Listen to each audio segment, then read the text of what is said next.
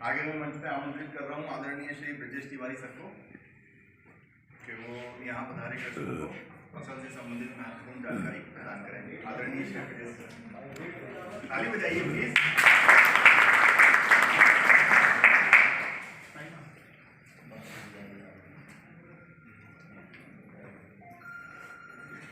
आज के इस कार्यक्रम में कृषि विज्ञान केंद्र के वरिष्ठ वैज्ञानिक एवं प्रमुख डॉक्टर अजय कुमार पांडे सर, हमारे साथी वैज्ञानिक doctor Akhilesh Patel sir, doctor Sanjay Singh, doctor Manju Shukla जी,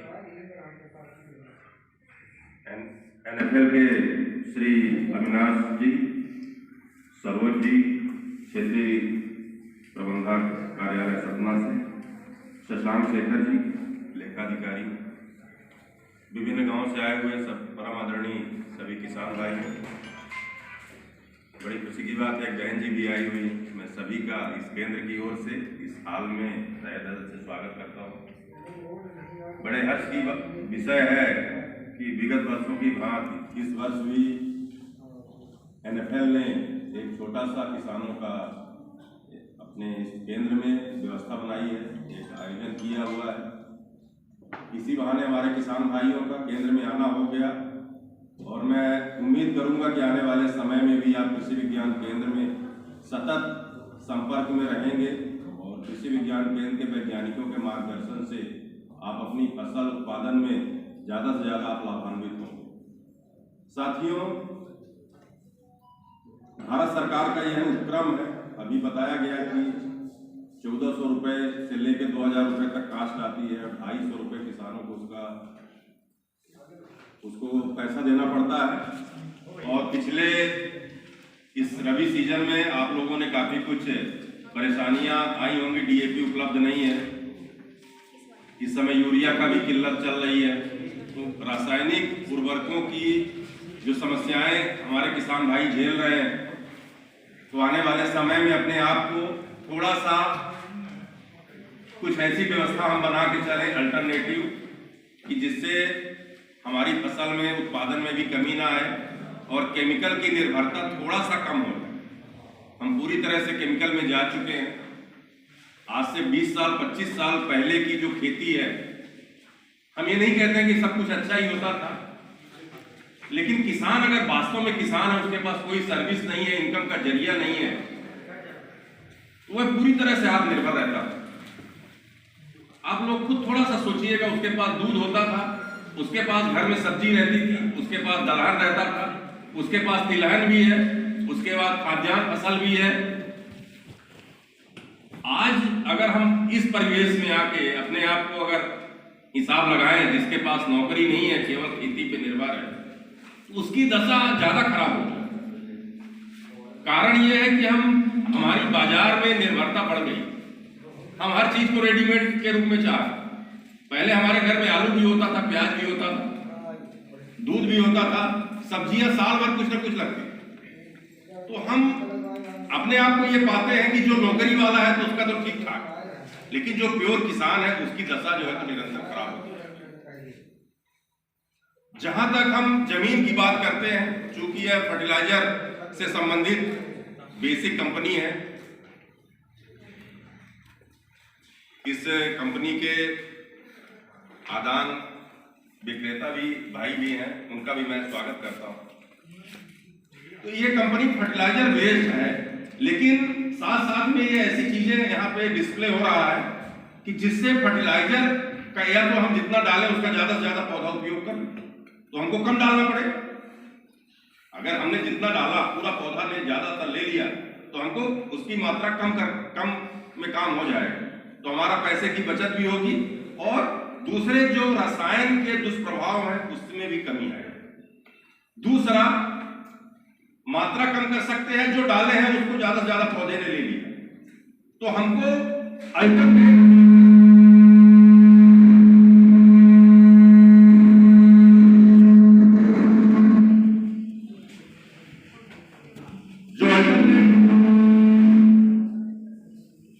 जो सोर्सेज हैं उनको भी हमको अपनी खेती में शामिल करेंगे, तो हमारे जमीन की दशा भी अच्छी रहेगी, जमीन की गुणवत्ता भी अच्छी रहेगी और हमारी हमारी लागत भी कम आएगी और उत्पादकता में वृद्धि होगी।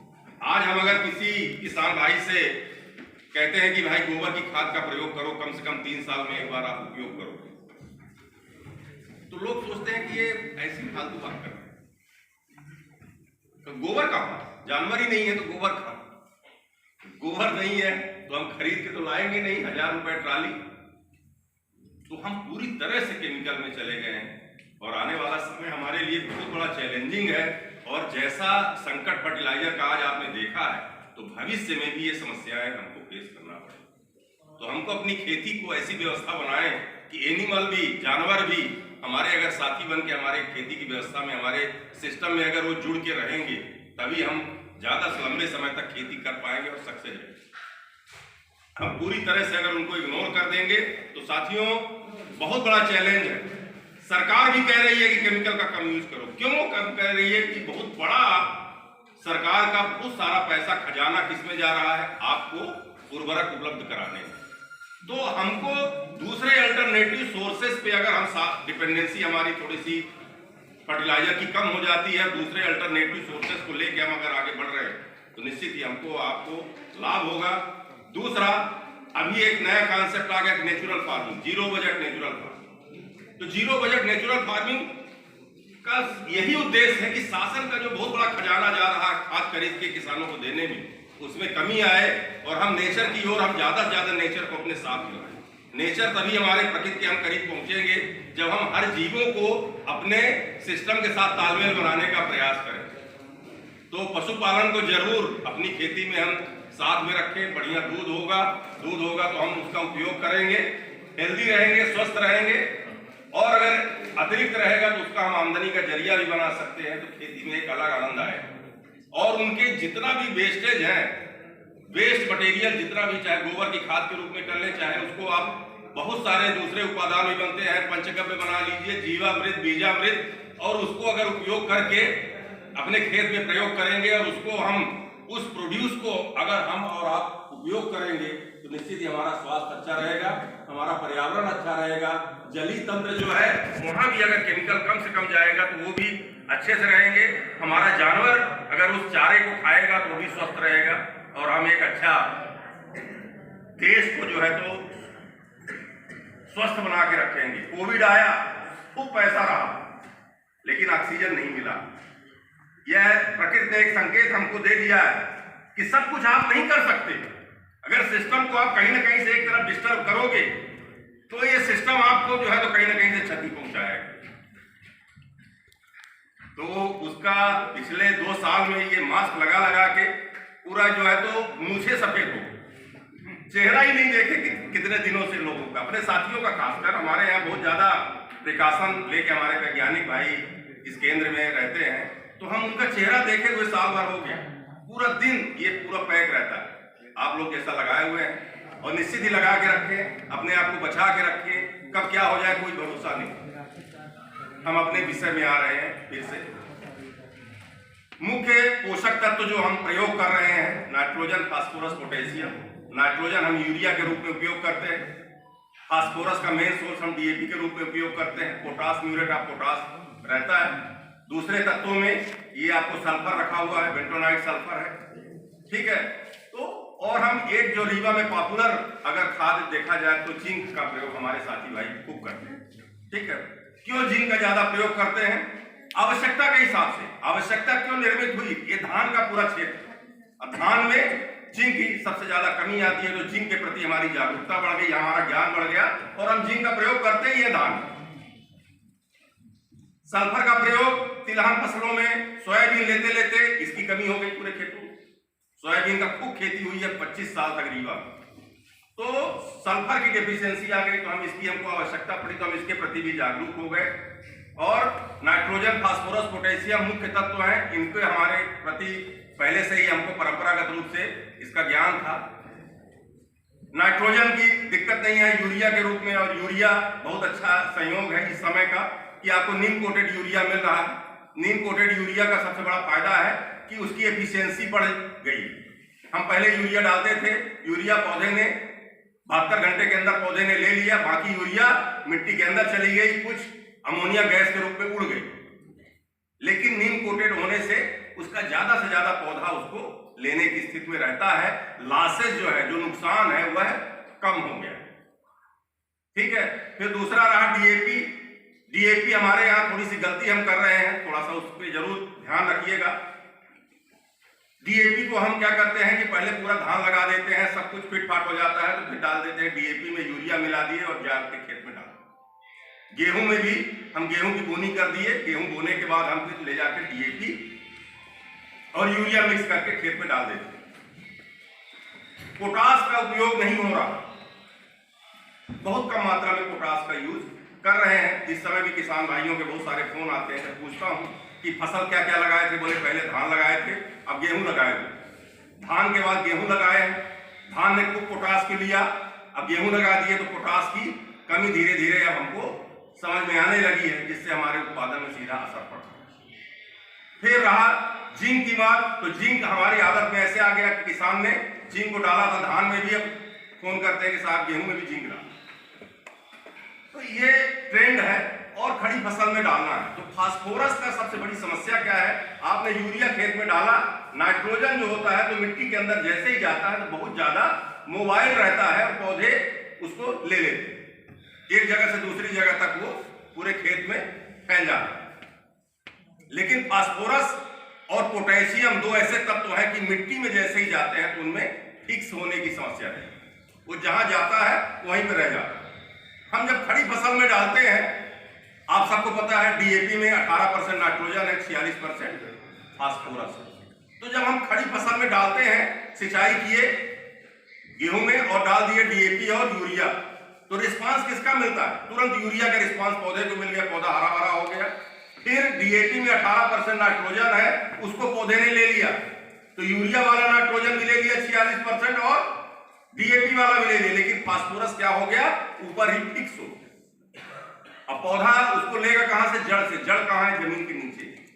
तो कहीं ना कहीं हम खेती कर रहे हैं, सफलतापूर्वक कर रहे हैं, तो लेकिन पौधा अच्छा बना क्यों? ये क्वेश्चन मार्क है कि जब हमने कहा कि फास्फोरस फिक्स हो जाता है, तो आपके सवाल मन में आएगा कि हमारी फसल अच्छी क्यों हो गई, जब आपने कहा कि फास्फोरस पौधा नहीं ले पाया। हम ये कह रहे हैं, यही प्रैक्टिस हमने कहा किया था, धान में किया, तो धान का फास्फोरस कहाँ है? खेत के अंदर ही है, और आपने जुताई कर दिया, फास्फोरस नीचे गया और आपने उसमें पानी दे दिया, तो उसकी उपलब्धता बढ़ गई और गेहूं ने उस फास्फोरस को ले लिया। आइए, फास्फोरस आपका कहां जाएगा? अगले धान में काम में आएगा। तो क्यों हम ये रोटेशन का प्लानिंग कर रहे हैं? ऐसा क्यों नहीं करते हैं कि जब हम बुवाई करें तो पूरी मात्रा फास्फोरस की, यही काम हम पोटास के साथ करें। अब पोटास और डीएपी के साथ, म्यूरेट ऑफ पोटास और डीएपी के साथ दिक्कत क्या है? किसान कहते हैं कि पूरा चोक हो जाता है, सीड ड्रिल चोक हो जाता है।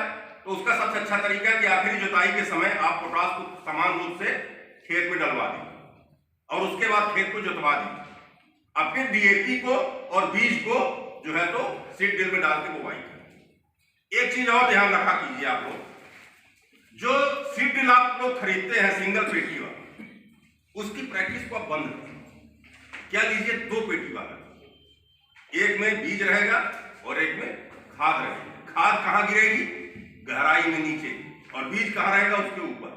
तो जैसे ही अंकुरण होगा, दाने की जड़ें बनेगी, तो पूरा का पूरा फास्फोरस उसकी डीएपी को वह बड़े आराम से लेता रहेगा। उसका जितना डेवलपमेंट में, खासकर शुरुआती 2 महीने फास्फोरस की सबसे ज्यादा आवश्यकता रहेगी। उस खेत उसकी पूर्ति उसकी बराबर समान रूप से होती रहेगी और फसल का बहुत अच्छा रिस्पॉन्स। रीवा कॉलेज का प्रक्षेत्र है, तो इसका मैं इस समय प्रभारी हूं। तो हमने लोग बोले कि अरे साहब कुछ छिटवा मरवा दीजिए। अरे भैया क्यों छिटवा मरवाए? सिंगल पेटी वाले सीड ड्रिल से बुवाई है? मैंने बिल्कुल नहीं, डबल पेटी जब है तो हम उसका उपयोग करें ना यार, सबसे बेस्ट रिस्पॉन्स। तो फास्फोरस में फिक्सेशन इतना ज्यादा है, अधिकतम फास्फोरस डीएपी आपने खेत में डाला, कितने भी अच्छे तरीके से आप डाला, 40% से ज्यादा पौधा ले ही नहीं सकता। 1 क्विंटल डीएपी डाल दिए, 40 किलो पौधा लेगा, 60 किलो पूरा जमीन में फिक्स हो जाएगा। तो हम इस डीएपी को क्या करें कि ऐसी क्या व्यवस्था बनाएं कि हम इसको ज्यादा से ज्यादा उपयोग कर सकें? तो सबसे पहला तरीका है, उस डीएपी को हम डबल पेटी वाले सीड ड्रिल से उपयोग करें, खड़ी फसल में कभी उपयोग न करें। और तीसरा एक और व्यवस्था है हमारे बीच में, क्या लिखा है इसमें? Phosphorus solubilizing bacteria. इसके अंदर बैक्टीरिया है जो कि हमारे खेत में हम डाली गई फास्फोरस को ये क्या करता है, ये खोल देता है और पौधे की जड़ों को उपलब्ध कराता है। तो इसका उपयोग हम खूब करें, बहुत शानदार चीज, सस्ती भी है, सस्ता है। और ये सस्ता क्यों है? सस्ता इसीलिए किया गया है कि किसान इसको आसानी से आप लोग ले सकते। लेकिन हम इसके प्रति हम एक बोरी की ओर ज्यादा हमारा कंसंट्रेशन रहता है। ये इतने काम की चीज है, इसको हम इतना ज्यादा महत्व नहीं देते हैं, क्योंकि एक तो सस्ता है और दूसरा हम क्यों ये सब चीजों में पड़े हैं, हम झंझट में पड़े हैं। ये बड़े काम की चीज है। तो फास्फोरस की अगर उपलब्धता को हमको बढ़ाना है, जो ये 30% 40% से ज्यादा पौधा नहीं ले पाता है, तो सबसे अच्छा तरीका है। दूसरा फायदा क्या है? खेत में जितना भी जैविक पदार्थ ज्यादा से ज्यादा होगा, उतना ही फास्फोरस को बैक्टीरिया ऑलरेडी जमीन में रहते हैं, उतना ही ज्यादा उपलब्ध रूप में पौधे को उपलब्ध कराएं। जितना ही पता चला कि 20 साल हो गए साहब, आज तक एक बोरा जो है तो गोबर की खाद नहीं डाला, ऐसे से भी हमारी स्थिति है। तो क्या हो गए? जीवांश की मात्रा जब टेस्ट कराने आएंगे पटेल साहब के पास तो बताएंगे कि 0.2%, 0.3%, बहुत कम है। तो इसलिए आपको जो है तो जरूर एक तो आपको जैविक को कहीं ना कहीं से हमको बढ़ाना है, और दूसरा इसका प्रयोग करें। कैसे करें प्रयोग इसका? सबसे अच्छा तरीका है कि 250 से 300 ml पीएसवी को करीब 50 किलो गोबर की खाद में मिला के इसको उसमें नमी बना के रखिएगा। छाया में 1 हफ्ते तक पड़ा रहेगा छाया में। तो क्या होगा, 1 हफ्ते में बैक्टीरिया उस गोबर की खाद को खाएगा और अपनी खूब संख्या बढ़ा लेगा। आखिरी जुताई के समय उसको पूरे समान रूप से खेत में बिखेर दें और खेत को जुतवा दीजिए। खेत को जुतवा देंगे तो क्या होगा, यह समान रूप से मिट्टी के अंदर जो है तो अपनी लाइफ, इनका जीवन चालू हो जाएगा बैक्टीरिया का। कहां? खेत में, जमीन के अंदर।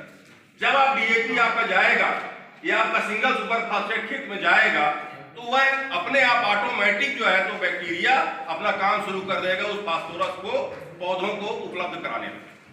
ये बहुत काम की चीज है। तो फास्फोरस के बारे में मैंने थोड़ा सा बोला कि ऐसा करना आपके लिए बेहतर है। दूसरा जो अल्टरनेट है आपका सिंगल सुपर फास्फेट है। सिंगल सुपर फास्फेट भी आप बराबर प्रयोग कर सकते हैं। आजकल दानेदार आ गए जो भी, तो सिंगल सुपर फास्फेट को भी आप अल्टरनेटिव, अगर डीएपी नहीं मिल रही तो आप खेती बंद नहीं करेंगे। तो आप सिंगल सुपर फास्फेट में कमी केवल एक है, उसमें नाइट्रोजन नहीं है। डीएपी में नाइट्रोजन है तो उसमें यूरिया मिला लीजिए थोड़ा सा। और दूसरा सिंगल सुपर फास्फेट में फास्फोरस कितना है? 16%। तो और डीएपी में 46%। तो आप उतना ही एक बोरी के बराबर करीब 2.5 बोरी सिंगल सुपर फास्फेट में 10-15 किलो जो है तो यूरिया 20 किलो अगर मिला लेंगे तो आपका वो डीएपी बन जाएगा। और उसमें बोनस क्या है कि सल्फर भी है सिंगल सुपर फास्फेट।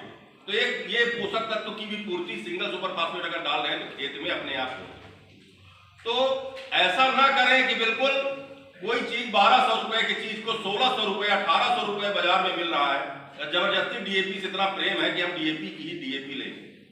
और उसका बड़ा दुष्प्रयोग भी किया गया है किसानों के साथ, गलत भी हुआ ऐसे कि ब्लैक मार्केटिंग और दूसरे तरीके से जो है किसानों के साथ ऐसा किया। शासन भी काफी सख्त है। तो फास्फोरस को हम ऐसे अच्छा से अच्छा कर सकते हैं। डीएपी सबसे महंगा खाद है, करीब 2400-2500 रुपए कुंटल है। तो उसका जो है तो हम ऐसा उपयोग करें कि जिससे पौधा ज्यादा से ज्यादा ले सके। फिर है पोटास के बारे में बताया कि ये भी फिक्स होता है। तो पोटास के लिए भी अच्छा तरीका है कि पोटास को जो है तो हम मिट्टी में समान रूप से शुरुआत में ही डाल दें और इसका फिर उसके बाद बोनी करें तो फायदा होगा। नाइट्रोजन को हम कैसे उसकी क्षमता बढ़ा सकते हैं, नाइट्रोजन को यूरिया की कमी कैसे कर सकते हैं, उसके लिए जो है तो एक कल्चर आता है, आपके एनएफएल भी बनाता है, एजोटोबैक्टर। तो एजोटोबैक्टर का प्रयोग कर सकते हैं। एजोटोबैक्टर को आप बीज उपचारित भी कर सकते हैं, चाहे आपका पीएसबी है चाहे एजोटोबैक्टर है, इनको बीज में मिला के भी बो सकते हैं और आपका गोबर की खाद में मिक्स करके भी इसको प्रयोग किया जा सकता है, जिससे यह जमीन में पहुंच जाएगा। एजोटोबैक्टर हवा में नाइट्रोजन है 78%। कितना है? 78%। इस हवा की नाइट्रोजन को खींच के पौधों को जो है तो उपलब्ध करता है। सोचिए कितना बढ़िया बैक्टीरिया है कि हमको नेचुरली जो है तो हमको कहीं ना कहीं से नाइट्रोजन की उपलब्धता कराता है। बहुत सारे और सोर्सेज हैं जिनसे आप अपने खेतों में केमिकल की निर्भरता को कम कर सकते हैं। धान के खेत में ब्लू ग्रीन एल्गी, नीली हरी शैवाल का पाउडर आता है, उसको 4 किलो प्रति एकड़ डाल सकते हैं। जहाँ पानी भरा रहता है खेतों में वहाँ पे कर सकते हैं।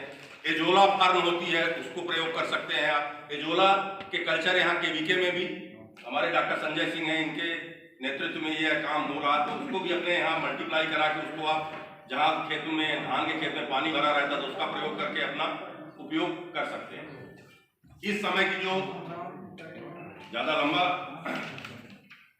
लंबा नहीं बोलना है, इस समय की सामयिक जो फसलें हैं उनके बारे में थोड़ा सा चर्चा कर लेते हैं।